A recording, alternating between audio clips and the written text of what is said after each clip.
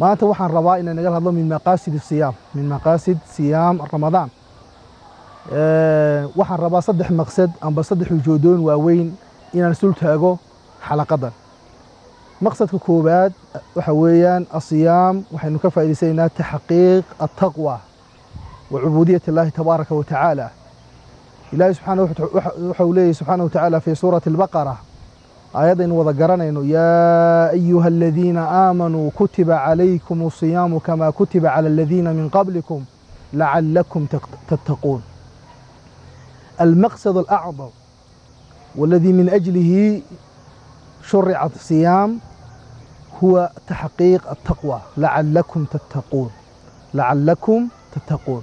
إذا مقصد كأبوين أنه حقيقين أن بشهر رمضان إلى الربو إنه وحويان إنه كقوليسن والله كعبسي لعلكم تتقون.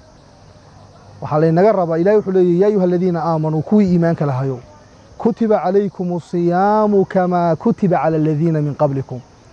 waxaa laynagu dul waajibiyey oo laydinku faral yeelay soonka sidii loogu faral yeelay kuwii idiga horreeyey lacallakum tattaquun billahi subxaanahu wa tacaala. waxaad mudan tihiin inaad ilaahay subxaanahu wa tacaala aad ka cabsataan.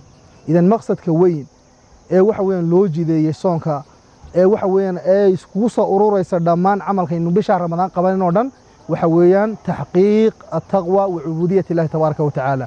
inaanu ilaahay subxaanahu wa tacaala la ka cabsiga dhabta inuu u muujinno waxa weeyaan aanu xaqiijino iyo adoonnimadaada inaad ka run sheegto weeyaan ujeedka guud ee ugu weyn ee bisha ramadaan.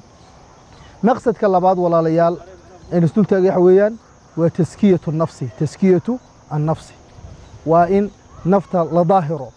nebigu sala allahu calayhi wasalam xadiidka abi hurayra radia allahu canhu alladii akhrajahu imaamu muslim walbukhaari fii saxiixayhima, nebigu wuxuu leeyahy sal slam idaa jaaa ramadaanu futixat abwaabu aljanna وغلقت أبواب النار وسفدت الشياطين. marka ay bisha ramadaan timaado ayuu nebigu leeyahay sallallahu alayhi xadiiska Abu Hurayra waxa la furaa albaabada jannada oo dhan ba la furaa buu nebigu sallallahu alayhi wasallam. waxa kale oo la xidhaa buu nebigu albaabada naarta. waxa kale oo waxa weeye nebigu noo sheegay wasufidat shayaadiin in la silsileeyo shayaadiinta la silsiladeeyo oo la xidho. sida darteed baynu aragnaa bisha ramadaan dadku inay masaajida soo buuxiyaan, inay aad u cibaadaystaan, in waxa weeyaan xataa masaajidu deeq weeyaan dadka ayaanu aragnaa. sababtuna waxa weeyaan shayaadiintii baa la xidhay, dadkii waxa weeyaan wixii mashquulin jiro dhan baa ilaahay subxaanahu wa tacaala ka xidhay ee shaydaanku madaxu ahaa. marka waa fursad iyo jaanis in waxa weeyaan qofku isbedel sameeyo bisha ramadaan oo waxa weeyaan naftiisa taskiyeeyo u daahiriyo u hufo u macaasidi iyo dunuubtii wixii 12 bilood ka dhaco dhan inuu daahiriyo ayaynu halka ka faa'iideysana walaal. waana maqsadka labaad ee waxa weeyaan maqaasida kamida soonka. maqsadka saddexaad waxa weeyaan تحقيق الصبر. قف waxa weeyaan inuu sabirka iyo adkaysiga u bisha ramadaan inta lagu jiro waxa weeyaan uu xaqiijinayo. waayo sidaynu wada ogsoonay walaal qof wuxuu ka tagayaa wixii uu jeclaayo oo dhan ee shahwadeeha ku xeerasana naftiisu ka tagayaa. cuntadii buu ka tagay, cabitaankii buu ka tagay, waxaas oo dhan uu jeclaa buu ka tagay. ilaahay dartiisa subxaanahu wa tacaala uga tagay inuu amarka ilaahay qaato. sidaa darteed adkaysi buu qofkii samaynayaa maalintii oo dhan u soomanaa siduu u xaqiijiyo. إلهي وحده سبحانه وتعالى واستعينوا بالصبر والصلاة وإنها لكبيرة إلا على الخاشعين. مركا صبر كبعض المفسرين وحي كتل مامين هنا وحوين المقصود بالصبر إنه يها صوم. أي بدع المفسرين كتل المفسرين قار كميدا سيدرتي ولا لي الصوم هو صبر وحوين قيب كميدا مقاصد بشهر رمضان. وحن كلون له المامين كريم وإذا مقاصد بشهر رمضان كميدا ولا ليال إنه قفوا دعيسته. وإذا سألك عبادي عني فإني قريب أجيب دعوة الداعي إذا دعان. إلهي وحده سبحانه وتعالى الضومضيد هذيك ويديان وحضو شيكتا إن ندوها.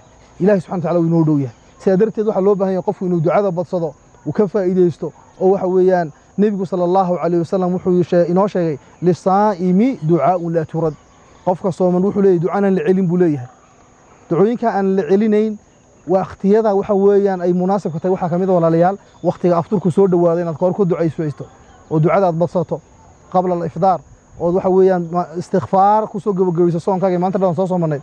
waxa kale oo la sharciyay in ducada la badsado waqti saxar waqtiga suxuurta ee la qofku suxuuranayo in ducada badsado.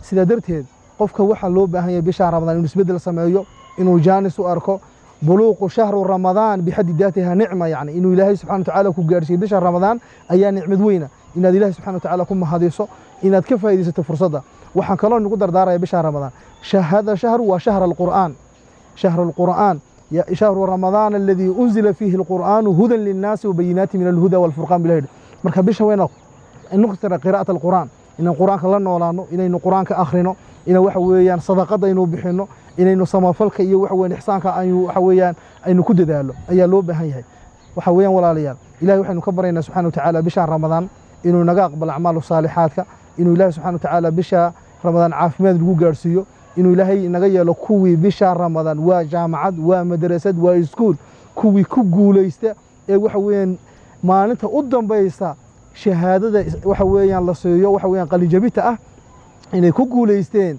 وحويان رالها شه إلهي جنة سبحانه وتعالى يغسوقتي واجباتك يفر الفر الذي إلهي سبحانه وتعالى دولك كاملا بشهر رمضان وحين نقول تهنيدين إن شاء الله تعالى وإن لنا قدوما مبارك إن شاء الله تعالى نهنئكم بحلول شهر رمضان المبارك تقبل الله منا ومنكم صالح الأعمال وكل الطاعات وصلى الله وسلم على سيدنا ونبينا محمد وآخر دعوانا أن الحمد لله رب العالمين سبحان ربك رب العزة عما يصفون وسلام على المرسلين وآخر دعوانا أن الحمد لله رب العالمين.